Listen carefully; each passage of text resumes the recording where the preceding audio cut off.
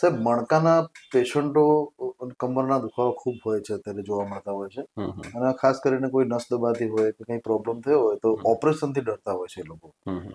તો આપણી હોસ્પિટલમાં આવા ઓપરેશનો થયા છે? હા, મણકાના ઓપરેશન આપણી હોસ્પિટલમાં ખૂબ થયા છે. મણકાના ઓપરેશનની વાત કરીએ તો લોકોમાં એક માન્યતા છે કે મણકાનું ઓપરેશન કર્યા પછી દર્દી ખાટલામાં જ જાય, દર્દી ઊભું નહીં થઈ શકતું. નહીં, એ માન્યતા ખોટી છે. હવેની સાયન્સ ને ટેકનોલોજી બહુ જ આગળ વધી ગઈ છે અને મણકાના ઓપરેશન પછી બહુ સરસ રિઝલ્ટ મળે છે. આપણે ઉદાહરણ આપીએ તો અહીંયા એક ગચેલી ગામના જગાજી ઠાકોર કરીને છે, એમનું હમણાં મણકાનું ઓપરેશન થયું. એમને મણકાની અંદર પેટની પાછળના મણકા અને કમરના મણકા એમ લગભગ D8 થી L5 સુધી કમ્પ્રેશન હતું. લંબર કેનાલ અને ડોર્ઝલ કેનાલ માયલોપેથી જેવું હતું. તો D8 થી L5 સુધી આપણે ડીકમ્પ્રેશન કર્યું. એમાં સિમ્પટમ શું હોય છે? લગભગ 8 થી 9 મણકાનું ઉપરથી નીચે સુધી આપણે એને પાછળથી ડીકમ્પ્રેશન કર્યું. અને એ જ્યારે આવ્યા ત્યારે 2 જણ પકડીને લઈને આવેલા. ઠાકોર જગાજી ગેના ગામ કચેલી. એટલે હું થોડો હેડું ને 1.5 કિલોમીટર, એટલે પહેલી આ પગે ખાલી સરતી, બરાબર, અને પછી જો ના બેસી જઉં ને તો આ પગે ખાલી સડે એટલે હેડી જાતે પડતો હતો. એમના પગ કામ કરતા નતા, એમનું પેશાબ બંધ થઈ ગયેલું હતું, પેશાબ અટકાવ થતો હતો, ત્રુટક આવતો હતો, એટલે એને કોડાઇકોના સિન્ડ્રોમ જેવા સિમ્ટોમ બી ચાલુ થઈ ગયા હતા. ચાલે તો પડી જાય એવી રીતે ચાલતા હતા, 2 જણ પકડી રાખે. અત્યારે એ બધું કામ જાતે કરે છે, ખેતરનું કામ કરે છે, ટ્રેક્ટર ચલાવે છે, ગાડી ચલાવે છે, બધું કામ કરે છે. 15 લીટરની 2 ડોલી ઉપાડતો. હાલ તો 10 કિલોમીટર હેડવું હોય ને તો સાહેબ હેડી શકું. ઓપરેશન પછી કેટલો સમય લે છે મણકાના ઓપરેશન પછી સાજા થવામાં? મણકાના ઓપરેશન પછી સાજા થવામાં ટાઈમ વેરિયેબલ હોય છે દર્દી પ્રમાણે. દર્દીને ઓપરેશન પહેલાં કેટલી તકલીફો હતી એના ઉપર ડિપેન્ડ કરે છે.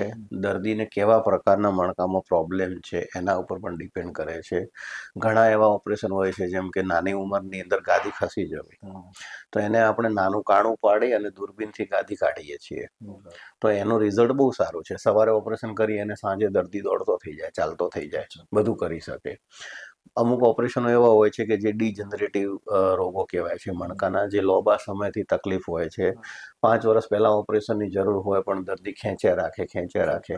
તો એવા કેસની અંદર કોઈ ન્યુરોલોજીકલ પ્રોબ્લેમ થયો હોય, પગ સૂન પડી ગયો હોય, પગનું હલનચલન બંધ થઈ ગયું હોય, તો એવા કેસની અંદર રિકવરી લાંબા સમય આવતી હોય છે. એમાં થોડો ટાઈમ જોઈએ છે રિકવરી માટે. આમાં ફિઝિયોની કેટલી ભૂમિકા હોય છે? ફિઝિયોની હાડકાનું હોય, મણકાનું હોય કે રિપ્લેસમેન્ટ નામનું ઓપરેશન હોય, દરેક ઓપરેશનની અંદર ફિઝિયોની ખૂબ જ જરૂર છે. આ જગાજી સિવાય બીજા 2 પેશન્ટ છે, હમણાં રિસેન્ટલી જ મને યાદ છે. ઈસરવાના એક લક્ષ્મીબેન કરીને છે, એમને ગરદનના મણકાનું ફ્રેક્ચર થયું હતું. માથા ઉપર ભાર હતો એટલે ઓળું કરાઈ ગયો, બચાય એમ જ નતા. હા, એવું જ હતું. મકોડો ભાગી હતો.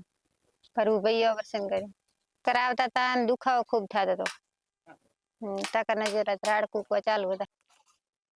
પછી અમે તાબડતોબ પાટણ નીકળી ગયા. દિવદરમાં ગયા, એને તો ના જ પાડી હતી કે આ જીવન પેરાલિસિસ રહેશે એમ લખવું. હા, સક્સેસ નહીં થાય.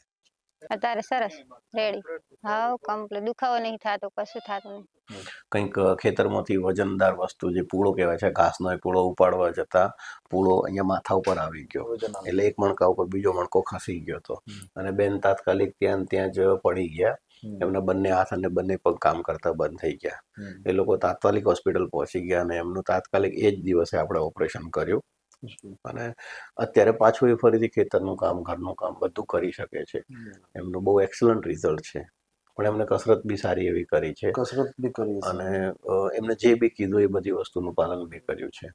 પછી એક બીજા બેન છે, કદાચ ઝાડા ગામના છે, ગીતાબેન કરીને, એમને બી ગરદનના મણકામાં બહુ પ્રોબ્લેમ હતો. મને મણકાની તકલીફ હતી, એટલે મારે ભારો ઉપાડ્યો એટલે મારે મણકો દબાઈ ગયો, એટલે મારે હાથ ને પગ હાવ જૂઠા થઈ ગયા. ચાલી નતું શકાતું, 2 જણ પકડીને ચાલતા હતા, હાથ પગ કામ નતા કરતા, બંને હાથ પગમાં સખત દુખાવો થતો હતો.